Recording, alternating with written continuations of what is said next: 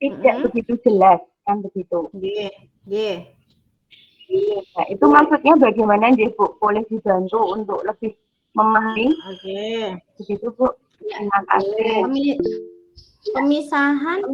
Pemisahan bidang pengembangan ya Bu ya. Itu tuh seperti halnya kita dalam tematik itu misalnya ada yang akan Ibu ini mengembangkan kemampuan apa? Misalnya 6, misalnya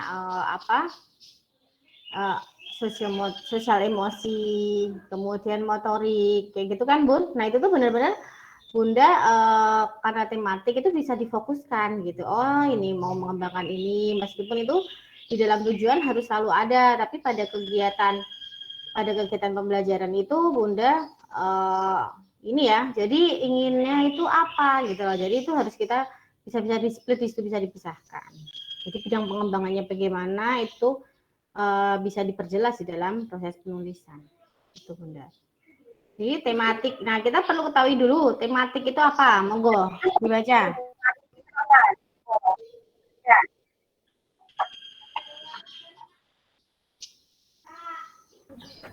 Iya. Pembelajaran tematik itu pembelajaran terpadu yang menggunakan tema untuk mengajar beberapa muatan pembelajaran yang mencapai KD dan tingkat perkembangan. Jadi menurut saya pembelajaran tematik dari itu satukan jadi satu materi pembelajaran begitu.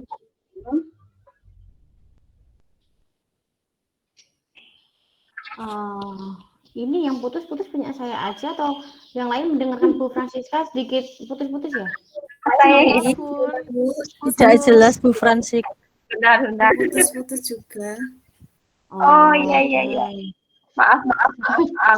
Jadi ketika menyampaikan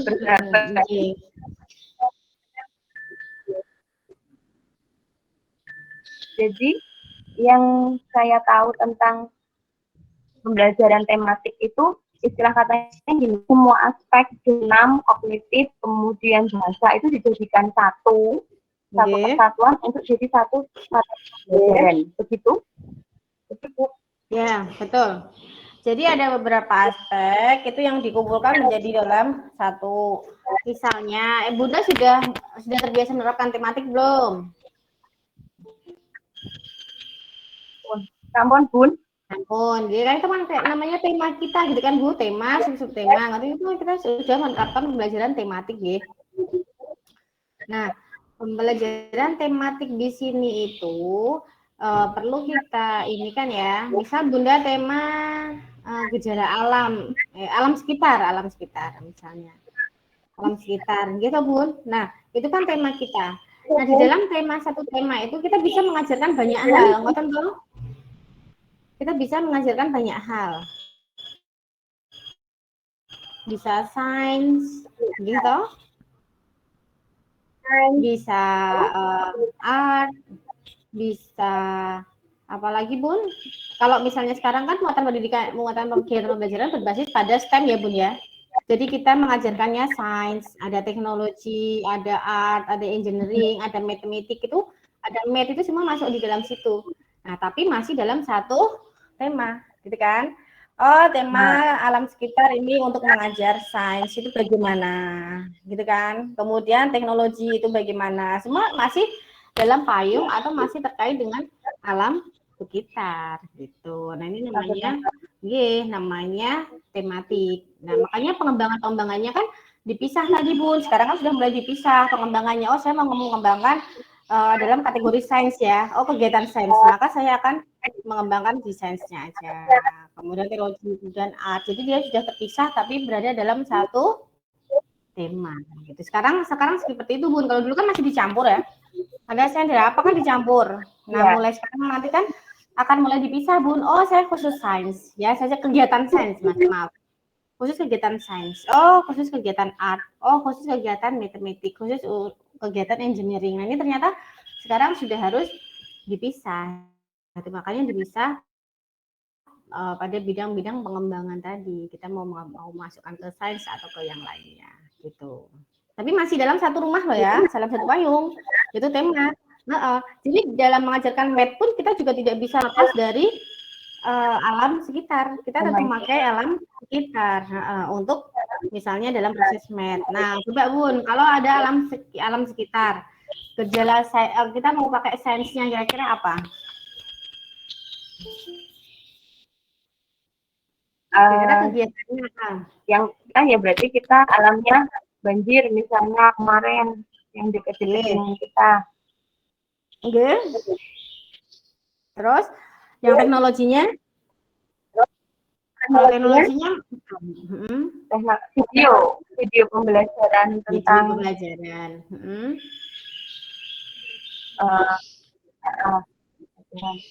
Terus tekniknya kita menyusun asalnya ya, mungkin asal menyusun itu bisa nggak asalnya banjir? Jadi kenapa sih kok banjir gitu, bisa nggak menyusun gambar begitu? Bisa. Jadi kemudian artnya, seninya itu artinya apa kira-kira? Monggo silakan, jadi apa? Enggak apa-apa, ini kan Bu Francisca dulu, nanti kan giliran yang lain. Artinya ya. Semua dapat. Artinya ya bisa misalnya melukis, kemudian mau mewarnai aktivitas, pokoknya hasil karya begitu. Terkait dengan alam? Ya terkait dengan air, banjir tadi itu alam semesta. Betul. Kemudian matematikanya ya misalnya menghitung gambar-gambar atau bagaimana yang terkait dengan alam semesta itu sih, jadi bisa diajarkan sendiri gambar-gambar itu berhubungan dengan alam semesta. Mungkin tidak hanya gambar ya Bu, nanti kita harus lebih bisa berkreasi lagi gitu kan. Untuk math itu kan semua bisa menjadi math. Sekitar ya Bu. Semua bisa menjadi math. Math kan tadi bisa besar kecil gitu, tidak hanya menghitung kan, besar kecil, panjang pendek, gimana? Nah itu kan sudah nanti bisa kita misalnya pakai ranting pohon, ya gabung ranting pohon. Oh pohon ini agak ini pendek, ini panjang, itu kan bisa besar kecil dari daun. Gitu Bun, daun. Oh ini daun ini kecil, daun itu besar. Itu kan dia juga termasuk kategorinya.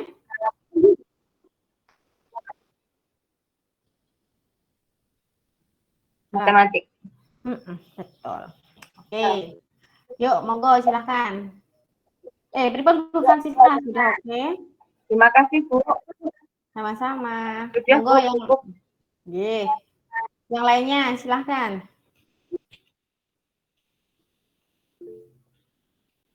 Siapa nih yang resen? Ibu Nur Afia, oke, monggo silahkan.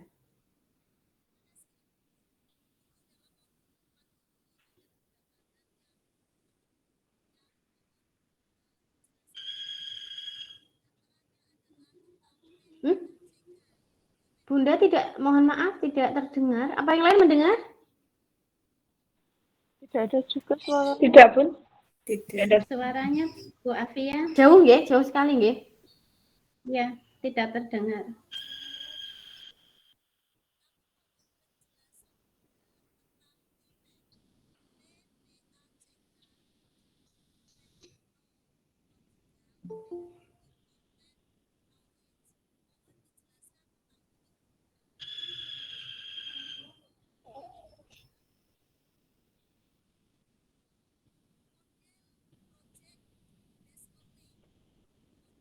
Recording in progress. Ekosistem yang ada di sekolah penggerak itu, yang mulai dari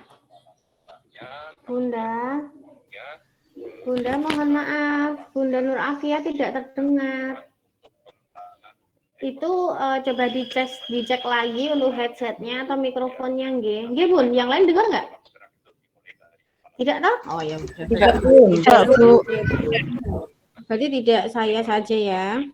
Kepemimpinan pembelajaran yang secara individu, jadi individunya yang ditreatment memang diproyeksikan untuk menjadi pemimpin masa depan. Halo, cek.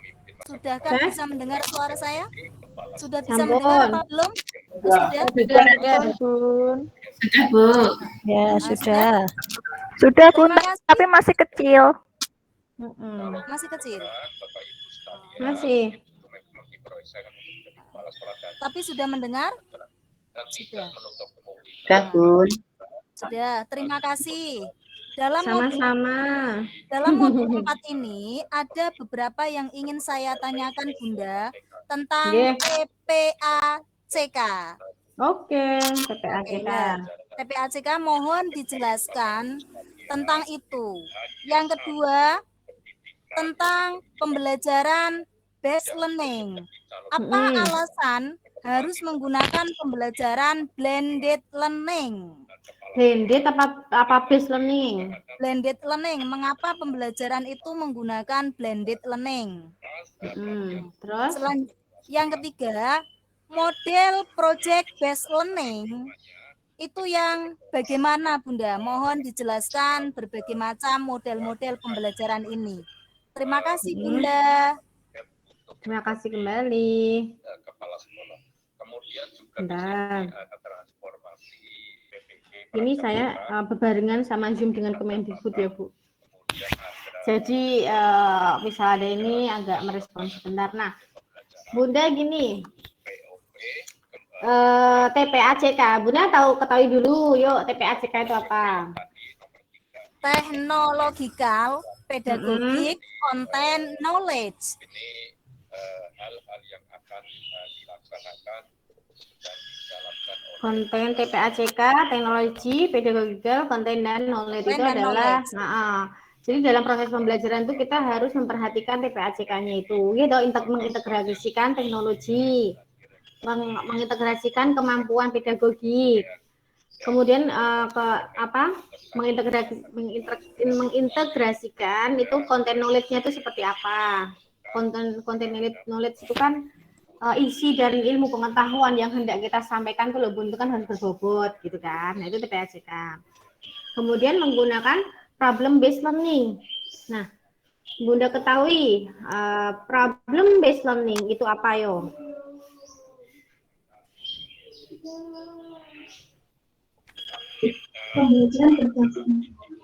Angkat tangan nih.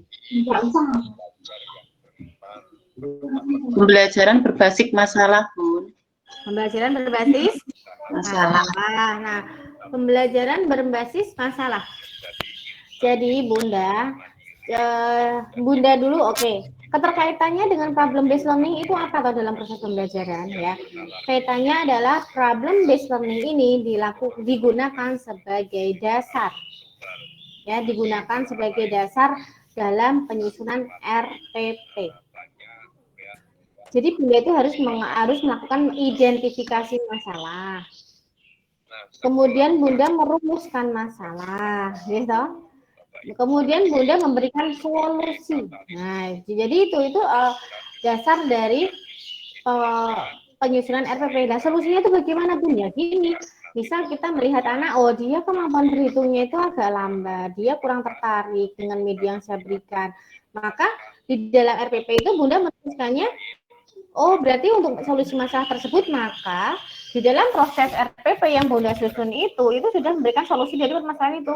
Medianya saya bedakan, saya buat pembelajaran yang lebih menarik ya, pakai apa medianya berganti.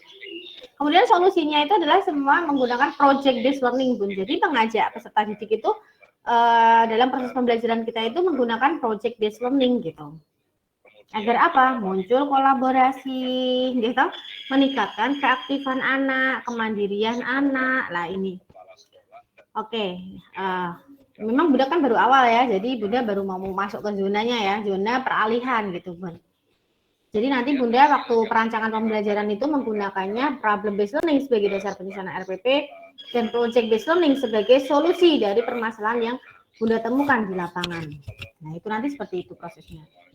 Nah, terus hubungannya apa toh Bu sekarang sama yang dulu dan yang akan datang, gitu kan? Bunda waktu penyusunan RPP biasanya menggunakan apa? Bunda menggunakan apa? Kalau waktu penyusunan RPP biasanya, yuk. RPPM mungkin Bun, RPPM. RP, Iya, PPM, Bun. PPM. Terus apa? Promes, Prota.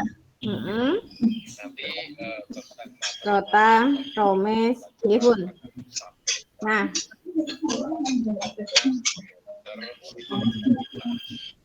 gini, kita dulu membuat RPP itu selalu berdasar, kalau tidak satu sesuai kesepakatan, nggih, Bun. Sesuai kesepakatan yang disepakati Himpauji, nanti RPP-nya kayak gini, ngoten to, Bun. Nah, atau enggak nanti ya wes kita mengacu ini, atau warisan ya, Bun ya. Atau warisan yang sudah ada kita tinggal memakai. Jadi kayak dikembangkan gitu kan. Kan biasanya di RPP itu warisan atau kesepakatan gitu. Nah, sekarang nanti akan berubah, Bun. Mungkin itu yang dulu dan sekarang ya. Dulu warisan, sekarang sudah ada kesepakatan. Mungkin pakainya kesepakatan yang disepakati Himpauji, ngoten toh.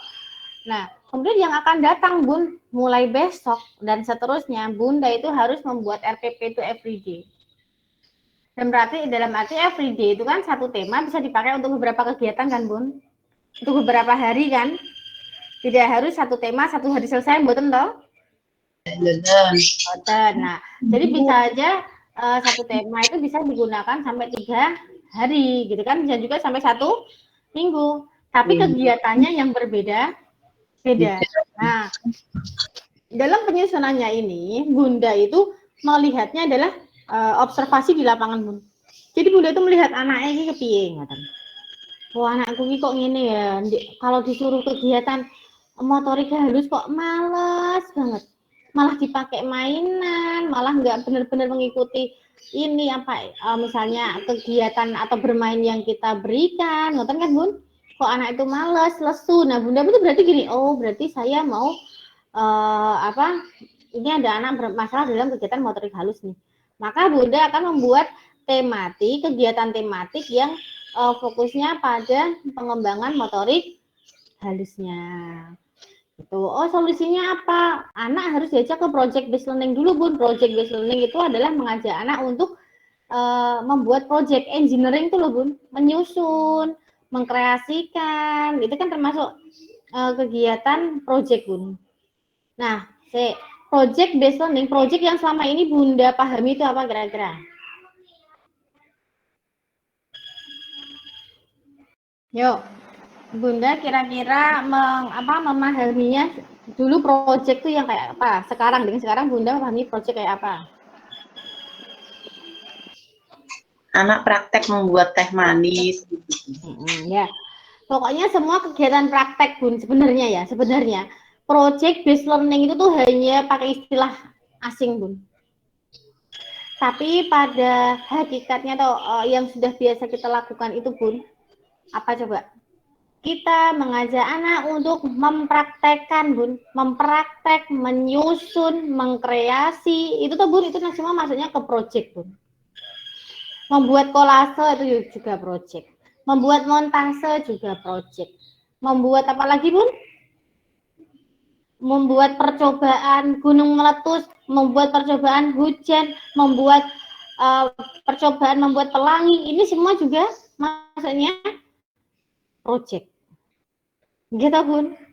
Nah, Bunda sudah melakukan itu semua belum? Sudah. Pasti sudah. Nah, tapi Bunda tidak tahu kalau yang dilakukan Bunda itu adalah project based learning, pembelajaran berbasis proyek. Berbasis proyek itu adalah yang kita praktekkan ini ya, disuruh membuat gitu loh, mempraktekkan kemudian mengkreasikan, membuat baru gitu kan, Bun? Itu mereka kan maksudnya mengembangkan ya, Bun. Itu semua maksudnya project itu. Padahal kita udah mungkin dari sejak dulu kala mengajak anak seperti itu ya, Bun. Iya. Tapi tidak tahu kalau itu namanya project based learning. Iya. Nah, ini nanti akhirnya apa, Bun? Kan Bunda ada nih, oh masalahku iki tak solusinya iki, kok tak kasih medianya tak ganti lah. Belajar. Enggak, Bun. Coba nanti akan saya pakai media yang lebih menarik lagi. Saya akan menggunakan yang ini. Oh, caranya apa? Anak kok tak suruh ini nggak mau ya? Oh, anak saya libatkan langsung aja dalam menyusun ini, mengkreasikan ini dengan bahan-bahan yang mereka sukai misalnya. Nah, ini adalah kegiatan project based learning berdasarkan problem based learning. Problem based learning adalah pembelajaran berdasarkan masalah. Ya, problem based learning itu berdasarkan masalah. Lah masalahnya itu apa, Bun? Gitu kan. Masalahnya ya tadi anak-anak itu mengalami kekurangan di bagian apa gitu loh. Anak-anak kurang berkembang yang bagian mana. Lah ini yang akan kita berikan solusi. Jadi sangat-sangat mungkin sekali setiap satu TK dengan TK yang lainnya, bahkan kelas 1 dengan kelas yang lainnya itu RPP-nya berbeda. Meskipun temanya sama, gitu Bun. Meskipun temanya sama, tapi kegiatannya ini berbeda. Berdasarkan apa? Ya berdasarkan apa yang diamati tadi. Oh ya, anakku kok kayak gini, mungkin yang satu kurang dalam math-nya, yang satu kurang dalam literasinya, gitu Bun. Yang satu kurang motoriknya, satu kurang bagian ininya. Lah itu kan nanti akhirnya apa? Berbeda-beda. Tidak ada lagi nanti namanya RPP warisan. Ya enggak Bun? Tidak ada lagi namanya RPP warisan. Yang tidak ada lagi RPP kesepakatan. Yang ada hanya kesepakatannya apa? Tema dan subtema ini yang mungkin bisa menjadi kesepakatan, gitu. Tapi kegiatan pembelajaran yang semua dikembalikan ke guru kelas masing-masing. Makanya guru harus jeli, harus bisa mengamati bagian apa ini yang bisa dibedakan. Nah, ini dibutuhkan guru yang kreatif dan inovatif sekali ya, agar proses pembelajaran itu bisa berkembang. Gitu. Nah, dengan adanya itu Bun, nanti akan menimbulkan ciri-ciri, penciri dari TK-TK yang mereka bawahi. Bukan menjadi saingan, gitu. Bukan menjadi ini, tapi apa? Keunggulan guru di sini yang diutamakan. Karena semakin gurunya kreatif inovatif, maka pembelajaran yang diciptakan anak-anak bisa menarik. Mungkin masalahnya gelalai sama, tapi kan solusi gurunya mesti berbeda-beda, toh Bun. Alatnya, medianya, kegiatannya berbeda. Lah ini akhirnya jadi penciri dulu. Yang kono lho, alatnya api-api, uji cobanya api-api, anakku diajak gini. Nah, padahal mungkin masalahnya sama Bun. Yang satunya yang satunya biasai pakainya hanya gini ya. Mungkin yang satunya cenderung outdoor, yang satunya cenderung indoor. Ini kan tergantung dari kreativitas dan keunggulan guru. Jadi betul. Karena akhirnya guru dituntut menjadi guru yang profesional. Kalau gurunya hanya yang penting mangkat, yang penting tak ajar ketemu anak sampai jam 11 selesai pulang, wis rampung kerjaannya. Lah itu nanti akan lambat laun dia akan tenggelam. Gitu. Makanya guru harus sekarang mempunyai jiwa memiliki, gitu loh Bu. Keinginan memiliki, sama-sama memiliki sekolah tersebut sehingga bisa maksimal mengembangkan tadi gitu. Kalau merasa memiliki kan pasti ingin lebih kreatif gitu Bun. Ben tak API. Saya harus inovatif, saya harus mengembangkan. Nah, ini kan harus ada rasa memiliki nih Bun yang harus kita tingkatkan. Oke. Nah, kenapa harus blended Bun? Blended itu penting. Karena apa? Sesuai dengan karakteristik anak zaman sekarang. Anak sekarang itu kan termasuk generasi alpha tuh Bun. Iya betul. Generasi alpha kan, generasi alpha itu generasi yang lagi melek nangis gitu Bun. Oe itu udah ngerti Bun, gadget tuh kayak gimana tuh udah tahu Bun. Ya, mereka baru nangis gitu tahu oh HP kayak gini, pakai YouTube kayak gini, operasional teknologi kayak gini, nyalain TV ini itu sudah terkonsep di dalam otak mereka tuh sudah tertanam gitu Bun. Tinggal saja mereka itu agak besar terus tahu gitu ya. Karena ibaratnya tuh kayak gitu, karena generasi apa memang generasi yang sangat familiar dengan namanya IT gitu, teknologi itu pasti. Nah, gunanya blended learning itu apa? Blended learning itu kan campuran ya Bun, campuran pembelajaran online dan offline, gitu. Nah, fungsinya apa? Gitu loh. Fungsinya apa ya? Biar melatih anak tadi untuk bisa mengembangkan kemampuan mereka secara maksimal, gitu. Ini kita langsung di sini, tapi nanti kita bisa menggunakan bantuan teknologi, bantuan media digital itu yang sebagai pengembangan dari proses blended itu sendiri, gitu loh. Blended itu kan blended learning, pembelajaran campuran antara tatap muka dengan daring, gitu. Nanti bisa Oke. dimungkinkan kurang karena nanti 5 sampai 7 tuliskan di atas kertas, tapi kenyataannya nanti di lokasi. Ya, siapa ini? Ibu Rafi. Nggih, monggo Ibu. Hubungannya dengan sinkronisasi sekolah dengan pelatih ahlinya. Nah, yang ketiga, Bapak Ibu sekalian, Ibu? profil pelajar Pancasila ini Enggak kedengeran, Bun. Tidak terdengar, mohon maaf. beberapa uraian nanti program intrakurikuler atau di komunitas. Sudah mendengar Bunda? Apakah sudah mendengar? Sudah. Kemudian apa penjelasannya tentang pembelajaran inquiry? Pembelajaran inquiry. Mendengar? Oke, inquiry ya. Ya. Ibunda harus tahu dulu nih. Kita kembali ke scientific, Bun. Bunda sudah menerapkan kurikulum 2013 belum? Ya. Sampun? Ya. Sudah. Nah, Bunda pada pembelajaran kurikulum 2013 itu kan ada namanya pembelajaran saintifik, ya Bun? Ya. Nah, di dalam saintifik itu apa saja kegiatannya?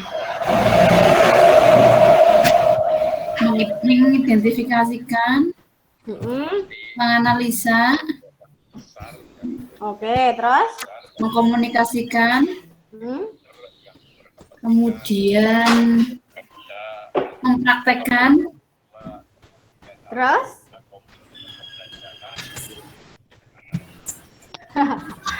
itu sintak dari project based learning ya Bun ya. Nah, untuk scientific itu sendiri kan kita ini ya Bun, dalam pembelajaran scientific itu tuh ada beberapa yang dipakai Bun. Contohnya ada inquiry, ada discovery, ada PBL, ada BJBL, gitu. Sudah ingat atau baru tahu? Baru tahu. Oke. Nah, pembelajaran inquiry itu sendiri Bun adalah suatu kegiatan, gitu, yang melibatkan secara maksimal seluruh kemampuan peserta didiknya untuk mencari, menyelidiki, kemudian ingin tahu tentang fenomena alam, makhluk hidup, atau benda secara sistematis, kritis, analitis, dan logis. Ini adalah inquiry. Ini seperti materi yang di modul HOTS apa ya? Iya, kan inquiry scientific itu kan masuk jadi satu, Bun. Higher order thinking skill kan itu KKO-nya, jenis kegiatannya, untuk meresponnya, untuk meningkatkannya seperti apa. Tapi outcome dari kemampuan berpikir kritis itu agar anak apa?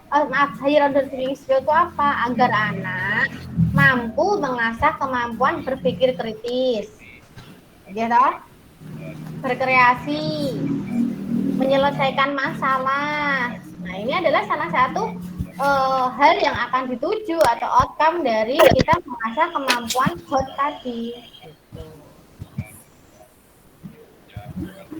Kalau HOT-nya,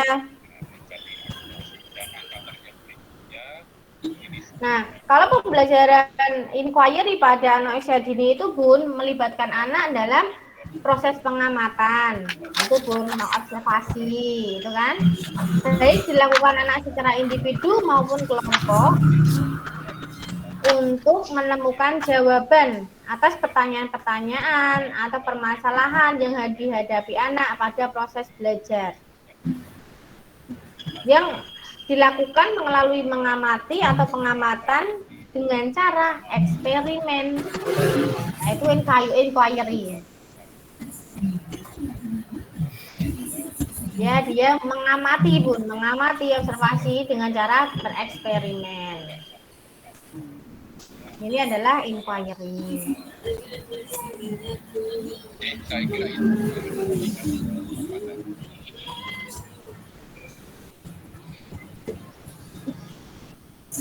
Halo Pak Kasuman, bisa dengar suara saya? Ya, sudah. Nah, sedangkan langkah-langkah di dalam proses saintifik itu kan ada mengamati, menanya, menalar, dan juga networking atau membentuk jaringan. Ini adalah langkah-langkah dalam proses pembelajaran saintifik. Gitu, Bu. Nah, eksperimen ini ada atau inquiry ini bisa dilakukan dengan cara eksperimen gitu. Terima kasih, Mbak Putri.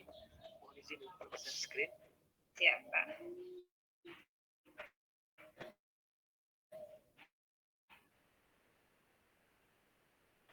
Oke, yuk apa lagi?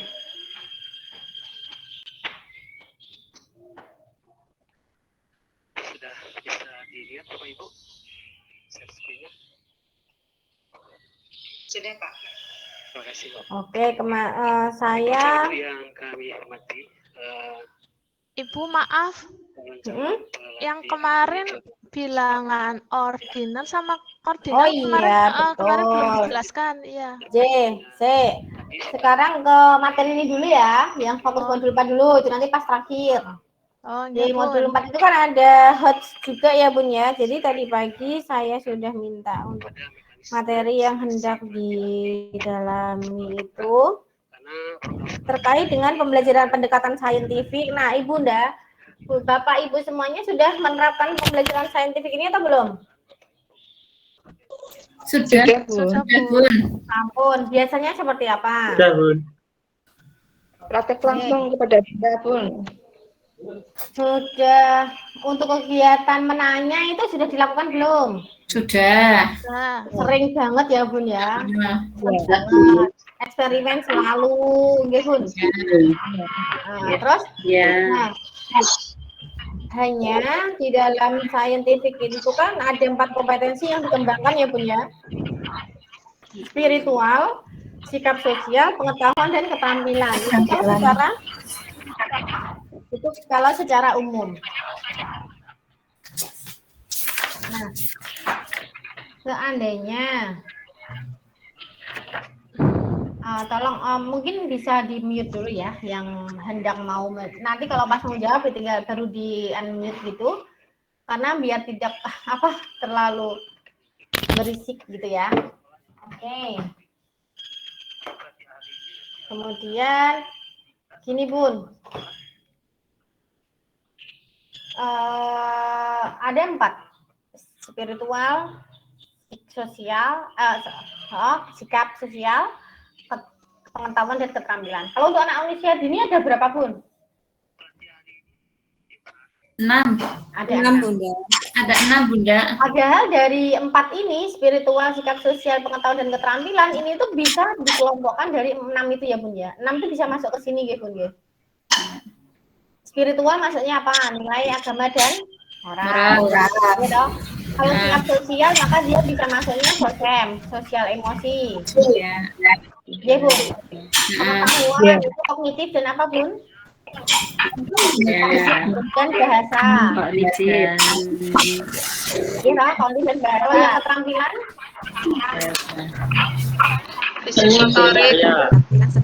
Motorik dan seni. Seni dan motorik.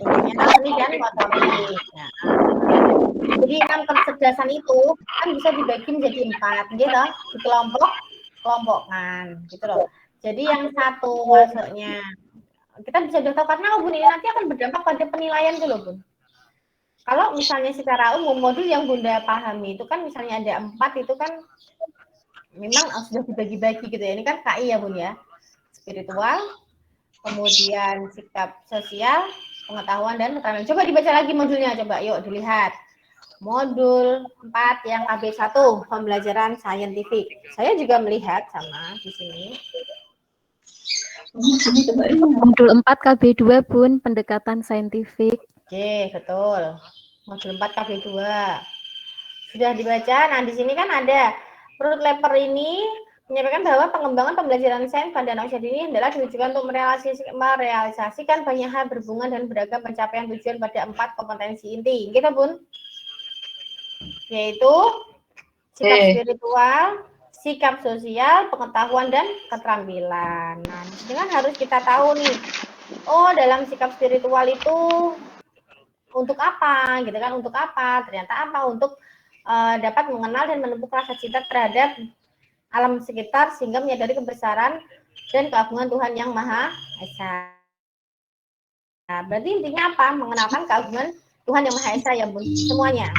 Kemudian sikap sosialnya membuat menumbuhkan minat pada anak mengenal, mempelajari benda-benda serta kejadian di luar lingkungan dan lain-lain. Monggo silahkan untuk bisa dibaca. Nah, cara anak belajar usia dini itu belajar melalui bermain. Jadi kita jangan pernah bilang belajar seperti yang saya sampaikan kemarin. Kita bilangnya adalah bermain. Ayo anak-anak kita mulai bermain, gitu ya. Jangan belajar. Nanti mereka sudah di pikiran mereka adanya, aduh belajar lagi, gitu kan. Nah itu nanti malah berat buat mereka. Kemudian, nah implementasi pembelajaran saintifik. Bunda pernah merasakan kesulitan pada pembelajaran saintifik itu sendiri?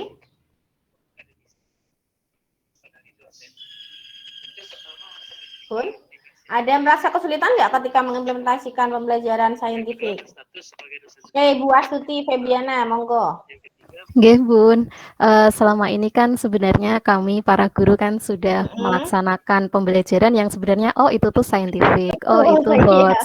Iya, cuma kadang kita nggak tahu teorinya, jadi ternyata tuh seperti ini. Nah, karena memang pemahaman kami sebagai guru juga terbatas tentang teori tersebut, maka prakteknya pun ya istilahnya masih ada yang 50-50. Jadi ada yang prakteknya sudah sesuai dengan teori, ternyata kok yang ini kita masih salah ya, begitu. Nah, kalau selama ini di sekolah saya ketika kami menerapkan pendekatan saintifik ya. Nah, kan masih ada ditemukan itu beberapa anak, pasti ada tuh Bun.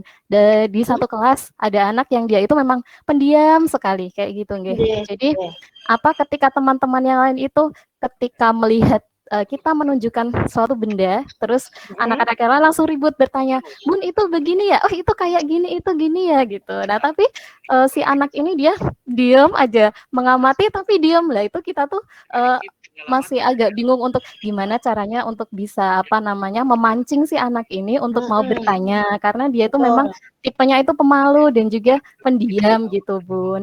Dan ketika ditanya pun jawabannya hanya satu kata kayak gitu. Nah jadi bu gurunya juga bingung ya. Iya, di proses saintifik yang menanyanya ini saya harus bagaimana gitu untuk bisa memunculkan ayo Tono yang pede gitu, ayo kayak temennya gitu Bun. Solusinya bagaimana ya Bun?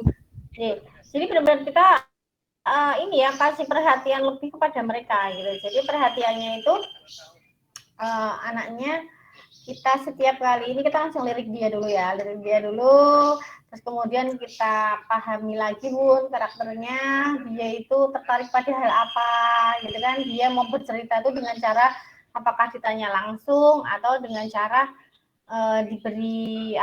diberi pancingan. Soalnya kadang ada gini ya Bun, misalnya dia jawab, jadi anak saya sendiri gitu kan.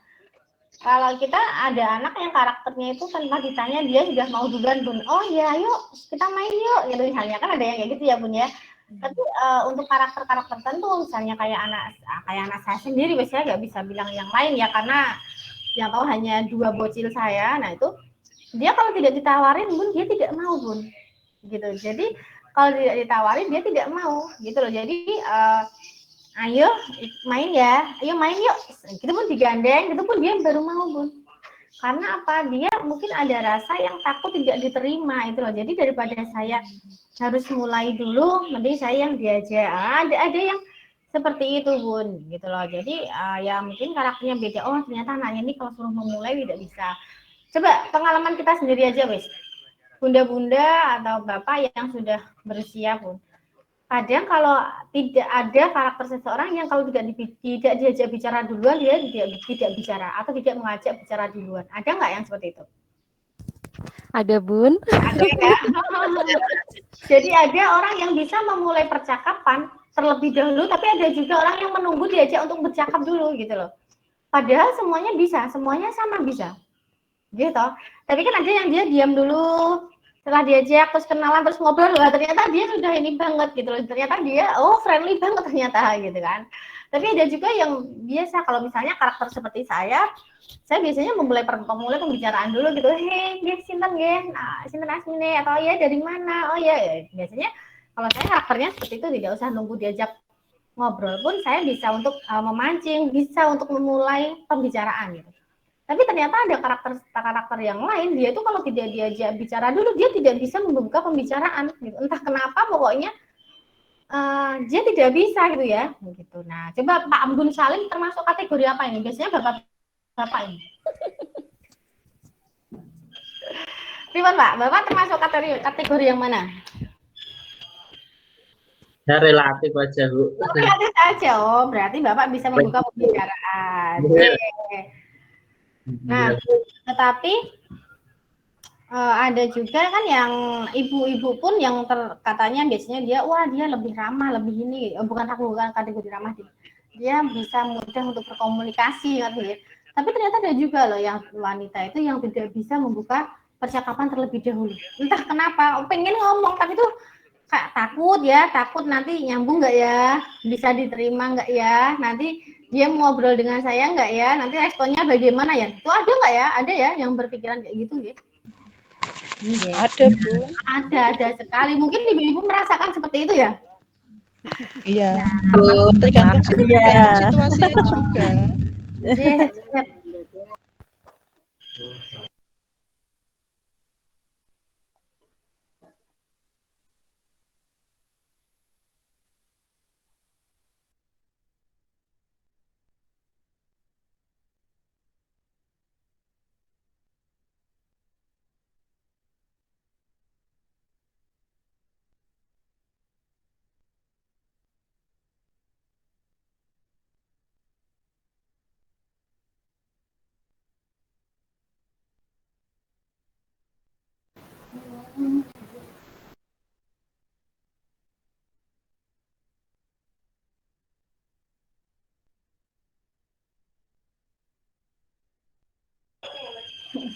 Oke. Lanjut lagi, Bun. Nah, jadi sebenarnya pembelajaran saintifik itu sudah sangat familiar dengan kita, Bun. Kita itu dalam setiap hari sudah melakukannya, gitu.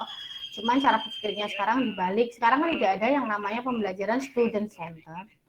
Pertama teacher center dulu ya. Dulu kan teacher center, semua berpusat pada guru, gitu. Kemudian beralih menjadi student center, semua berpusat pada anak, ngoten kan? Tapi sekarang yang ada adalah kolaborasi. Jadi adanya pembelajaran kolaborasi. Nah, kalau kolaborasi itu sendiri kan berarti pada apa gitu. Kolaborasi ini bisa diwujudkan itu sebenarnya adalah pembelajaran project based learning itu tadi. Gitu loh, Bu. Jadi kalau anak project itu kan juga melakukan uji coba, mengkreasikan, kemudian bereksperimen juga. Kita melakukan eksperimen. Nah, itu kan guru dan anak itu benar-benar berkolaborasi dalam proses pembelajaran. Tidak ada yang salah satu diam, gitu, atau salah satu yang hanya mendengarkan, tidak ada salah satu yang hanya berbicara, hanya mengikuti, tidak. Tapi semuanya memegang peranan masing-masing. Nah, kolaborasi pun itu untuk anak usia dini, guru-guru anak usia dini itu sudah sering dilakukan dari dulu kala. Gimana, Bun? Misal kita mau membuat montase, guru ikut serta nggak kira-kira? Apakah anak dibiarkan saja?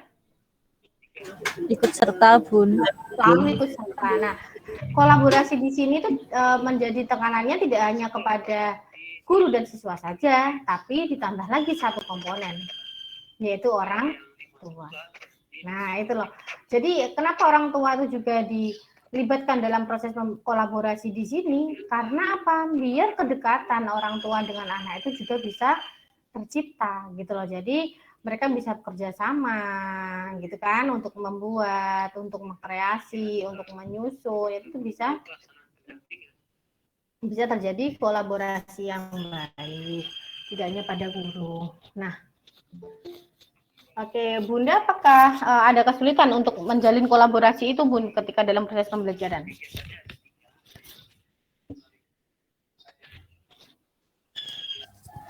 Selama ini sih tidak ada kesulitan untuk itu, Bun. Insya Allah orang tua juga paham ini loh kegiatan bermain anak yang dilakukan di rumah, yang diberikan guru, ini. Oh, orang tua memahami dan kemudian bisa untuk mendampingi anak di rumah. Cuma kadang Oke. kan gini Bun, karena kita pembelajarannya daring ya, jadi anak kan kebanyakan belajarnya dari rumah.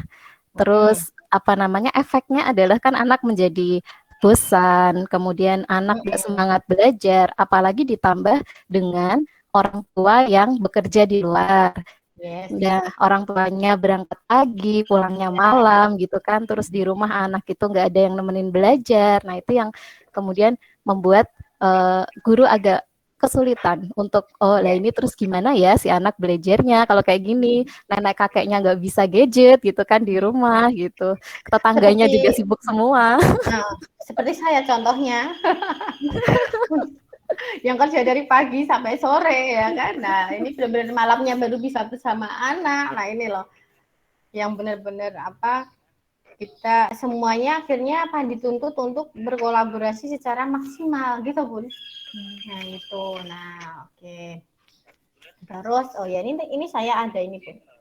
Ada cerdas bermain matematika untuk usia 5 sampai 6 tahun. Tapi ya tahun 2016 ya, tapi mungkin bisa ditambah bisa menjadi untuk bahan baca-baca ya. Nanti akan saya kirimkan japri aja ke Ibu Afiah ya tadi Ibu yang saya cek tadi ya. Bukan Afiah, Ibu siapa ya? Pokoknya saya tadi chat, saya minta materi. Nanti akan saya share. Bu Aisyah mungkin Bu, ketua kelas Bu.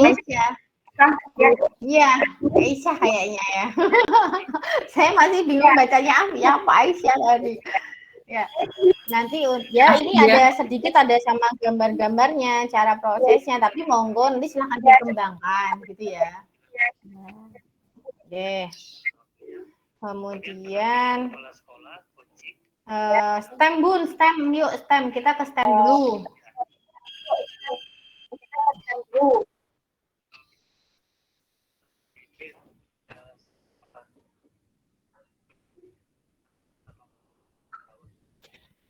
STEM dulu yuk. Coba saya acak ya, saya ajak aja. Saya tanya nih gantian. Bunda yang saya tanya. Kan penguatan dalaman materi kan dilakukan dengan apapun kan, Bun? Oke, sekarang coba saya tanya. Ibu, kalau Ibu berarti Pak Ambun langsung ayem nih. Enggak saya nih, enggak saya. Bapaknya kan hanya satu ya. Ayo Pak Salim semangat. Memberikan senyuman kepada kami ya Pak, kepada ibu-ibu. Ya, Bu. Oke, Ibu. Ibu Wahyu Wijayanti. Oke. Minta tolong apa yang Anda ketahui tentang STEM dan bisa diilustrasikan ternyata proses pembelajaran Bunda itu selama ini apakah sudah menggunakan STEM atau belum. Nah, kayak gitu coba aja dengan ini kan. Ya, STEM sudah kita bahas kemarin ya, tapi nggak apa-apa wis. Kita coba tanyakan lagi.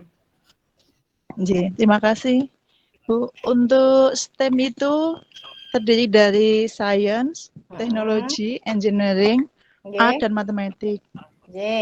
Itu sebetulnya kan tidak jauh dari yang namanya scientific ya, Bun ya. Seperti yang jenengan ngendikan kemarin itu, cuman kita tekankan lagi untuk teknologi dan engineering-nya itu. Untuk di sekolah saya, alhamdulillah, gimana ya? Nanti bisa dikoreksi ya, Bu ya. Tenang, kan kita namanya sharing ya, Bu. Jadi ada benar ini. Yuk. Oh iya. Itu kalau di sekolah saya misalkan temanya itu kan tanaman gitu ya. Kita mengambilnya untuk subtemanya itu sayuran. Nanti sub-subtemanya kita mau masuk ke materi itu misalkan tanaman yang ada di dalam tanah gitu. Kita ambilnya wortel nggih, Bun nggih. Itu nanti untuk wortel itu kan kita kalau mengambil sainsnya itu kita biasanya malah jadi project-nya, Bun. Untuk project based learning-nya itu kita di sainsnya. Misalnya dia itu membuat sup gitu. Yang wortelnya itu dibikin sup. Terus untuk yang teknologinya kan biasanya kita sebagai permulaan untuk mengenalkan anak apa itu wortel dan bagaimana cara menanamnya, mereka hidupnya di mana, di tumbuhnya bagaimana, itu biasanya kita transfer lewat video untuk permulaannya itu teknologinya. Untuk yang engineeringnya biasanya kita bisa mempraktekkan untuk potong-potong wortel gitu bisa kita. Untuk yang artnya nanti kan kita bisa untuk yang wortelnya itu nanti bisa mewarnai atau kita nanti bisa apa itu mengecap. Biasanya anak suka Bun dengan mengecap pakai jari langsung bahkan daripada memakai media yang lain gitu. Terus untuk yang matematiknya itu kan kita bisa membandingkan. Nanti anaknya itu paling sukanya aku wortel sing gede, aku wortel sing cilik gitu. Seperti itu Bun. Terima kasih. Untuk di TK saya mohon dikoreksi apakah sudah mengandung unsur STEM apa belum di pembelajaran di sekolah kami. Terima kasih.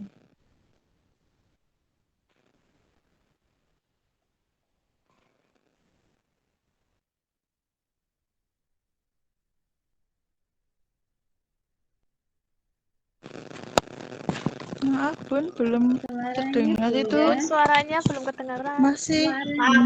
Masih saya mute. Monggo silakan Pak Ambun, monggo Pak Ambun direspon dari Bu Wahyu Wijayanti tadi. Apakah sudah menggunakan STEM? Ya, termasuk sudah Ibu. Ini teman tapi Bu, dengan... ini satu lingkungan. Loh, kebetulan. Iya. Dari Kabupaten Sragen, satu wilayah di kecamatan gitu. Alah, nggak sengaja ya berarti. Sudah bisa terlihat. Pak Ambun, monggo. Dari unsur sainsnya seperti apa? Apakah sudah muncul dari setiap aspeknya tadi? Apakah sudah muncul? Silakan. Ya, menurut saya dari subtemanya di wortel tadi sudah masuk ke sainsnya, tapi mungkin secara luasnya mungkin agak kurang. Dan itu tadi saya garis bawahi dalam penggunaan apa ya, ada itu loh, rajang-rajang wortel itu tadi loh. Tapi kan penggunaan, ya memotong-motong. Itu nanti kan bahaya Bu bagi anak. Itu kan ada, ya.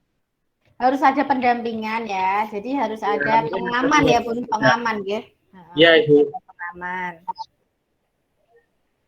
Terus? Teknologinya, dari unsur teknologinya, apakah sudah muncul? Ke teknologinya mungkin antara perpaduan dengan media mungkin divisualkan mungkin ya juga sudah masuk, tapi secara engineering penyusunannya tadi melalui apa ya tadi ya Pak, merajang-rajang tadi ya, tapi mungkin itu ya kurang secara lebih luas mungkin nih Bu. Mungkin ada tema yang lain mungkin lebih bisa fokus pada STEM-nya lebih, cangkupannya lebih luas. Terima kasih Bu. Terus untuk yang itunya matematiknya? Matematiknya mungkin sudah bisa masuk dengan kaitannya mungkin anak bisa membandingkan dari mengklasifikasikan antara besar dan kecilnya dari wortel tersebut, ini bisa masuk Ibu. Gitu. Oke, berarti sudah pada dasarnya semua itu sudah mempraktekannya ya Pak ya? Iya Ibu, sudah.